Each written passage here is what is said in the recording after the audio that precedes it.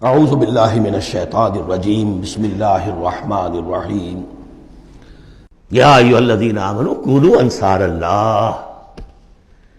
اگر تم اللہ کے دین کا جھنڈا اٹھانے کے لیے اپنی جانیں لگا رہے ہو تو کس کے مددگار ہو؟ اللہ کا دین ہے، جھنڈا اس کا.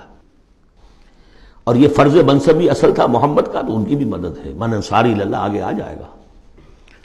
اہل ایمان اللہ کے مددگار بنو. کما قال عیسی ابن مریم للحواریین، جیسے کہ کہا تھا عیسیٰ ابن مریم نے اپنے حواریین سے، من انصاری اللہ، کون ہے میرا مددگار اللہ کی راہ میں. دیکھیے جیسے بیعت کی نسبتیں آئی تھیں دو، بیعت حضور سے، بے اللہ سے، لہذا تیسرا ہاتھ اللہ.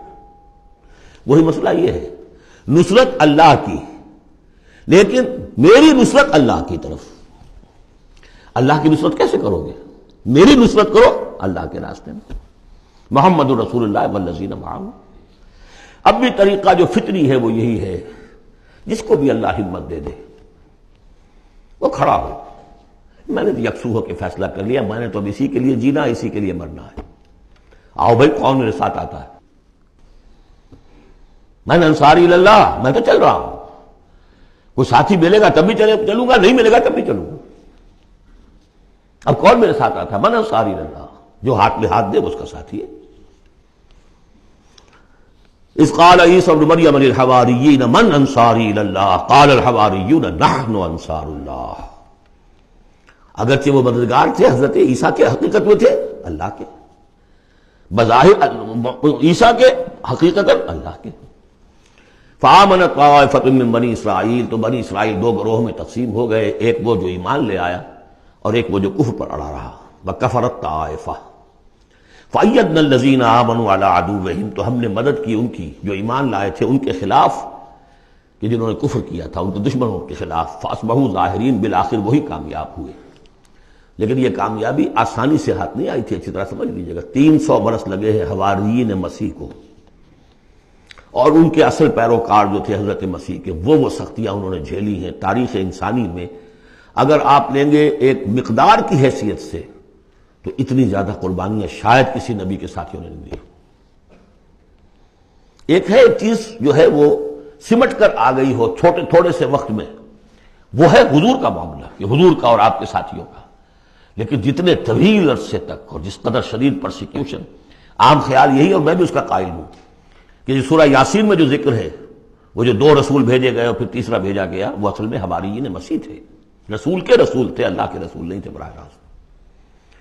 اسی طریقے سے آپ کو معلوم ہے جو پرسیکیوشنز ہوئی ہیں ان کی، جس طریقے سے انہیں ستایا گیا ہے. جو اصحاب الاخدود تھے وہ بھی عیسائی تھے، جن کو کہ یہودیوں نے جلایا، ابو نواس نے، وہ بھی عیسائی تھے، حضرت مسیح کے ماننے والے. اسی طریقے سے یہ 7 سلیپرز کون تھے جو جان بچا کر گئے تھے؟ اصحاب کہف عیسائی تھے.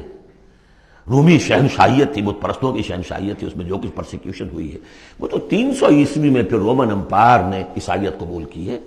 اس کے بعد سے پھر ظاہر بات ہے، چاہے عیسیٰ کو وہ صحیح طور پر مانتے ہیں، غلط طور پہ مانتے ہیں، عیسیٰ کے ماننے والے ہیں. وہ کہتے ہیں وہ حرام زادہ ہے، وہ کہتے ہیں کہ نہیں وہ اللہ کا بیٹا ہے. بس اتنا ہی فرق ہو گیا، وہ ایک انتہا کو نکل گئے، وہ دوسری انتہا کو نکل گئے. باسٹرڈ کہتے ہیں کھلم کھلا، سن آف مین. اور وہ لوگ کہہ رہے اللہ، لیکن مانتے تو ہیں نا، یہ انکار کرتے ہیں. تو ہمارے ہاں بھی کتنے ہی لوگ ہیں حضور کے رتبے کو جب نعتوں میں بیان کرنے آئیں گے، اللہ سے کم چھوڑتے ہیں، اللہ سے اوپر بنا دیتے ہیں. اوتار کا عقیدہ تو میں آپ کو بتا چکا ہوں. وہی جو مصطفی عرش تھا خدا ہو کر اتر پڑا وہ مدینے میں مصطفیٰ ہو کر. مدینے کی مسجد میں ممبر کے اوپر بغیر عین کے ایک عرب ہم نے دیکھا. عرب میں سے عین نکال دے کیا رہ جائے گا؟ رب. کون ہے کہنے والا؟ یہ مسلمان، محمد کا امتی ہے. تو یہ جو انتہائیں ہوتی ہیں، غلو ہوتا ہے. یا اہل الکتاب لا تغلو فی دینکم، تو غلو ہم کم ہے کم کرنے والے. کون سا جرم ہے جو پچھلوں نے کیا ہم نے نہیں کیا، سوائے اس کے کہ اس قرآن کی تحریف ہم نہیں کر سکے، اس کے متن کی بس. اور وہ اس لیے کہ اسپیشل پروٹیکشن اللہ کی تھی. یہ ہے سورہ صف. ایک سورت بھی سمجھ میں آ جائے تو زندگی کا راستہ بالکل واضح ہو جاتا ہے. البتہ یہ جو قتال اس میں بتایا گیا، میں نے عرض کیا تھا قتال ایسا نہیں ہے کہ اٹھاؤ ہتھیار جاؤ نعرہ مارو اور خودکشی کر لو، ٹکرا جاؤ.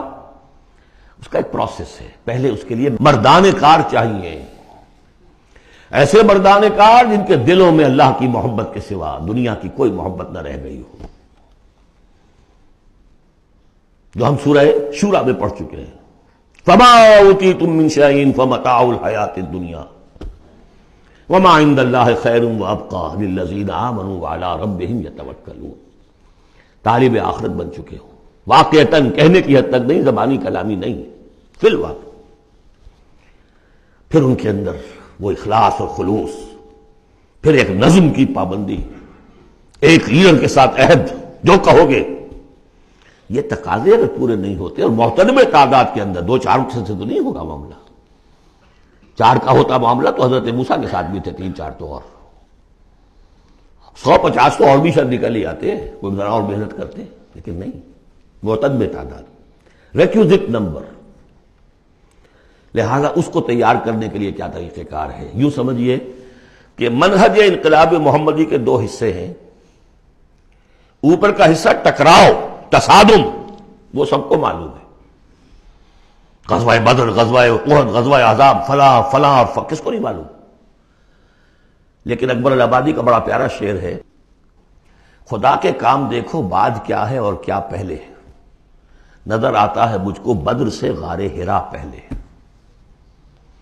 یہ غار حرا کی جو تنہائیاں تھیں، جو سوچ و بچار تھا، پھر اس نے 12 برس تک مکے میں جو دعوت، تبلیغ، تربیت، تزکیہ، تعلیم، تنظیم، یہ کام کیا ہے. یہ ہے جس کا نتیجہ سامنے نظر آتا ہے. چاہے تمہارے جسم کے ٹکڑے اڑا دیں، تم نے ہاتھ نہیں اٹھانا. یہ ارادہ آسان کام ہے کوئی؟ بلی کو بھی آپ گھیر لیں اگر کسی کونے میں تو وہ آپ پر حملہ کر دے گی. ڈیسپریٹ آدمی 2-3 کو مار کر مرے گا، ایسے نہیں مر سکتا آدمی. آدمی بڑی شے ہے، لیکن اجازت نہیں ہے. یہ تیاری جو کرائی ہے محمد رسول اللہ نے، تو ایک ہے تصادم کا مرحلہ، اور ایک ہے تصادم کے لیے آدمی تیار کرنا. آدمی فراہم کیسے کرے، تیار کیسے کرے. اس کو میں نے قرار دیا ہے منہج انقلاب نبوی کی اساسی منہاج. ایک ہے تکمیلی منہاج، تصادم، ٹکراؤ، جنگ. اساسی منہاج ہے how to procure proper people, procurement of people and then their training. یہ ہے مسئلہ، اور اس کا مرکز و محور قرآن ہے.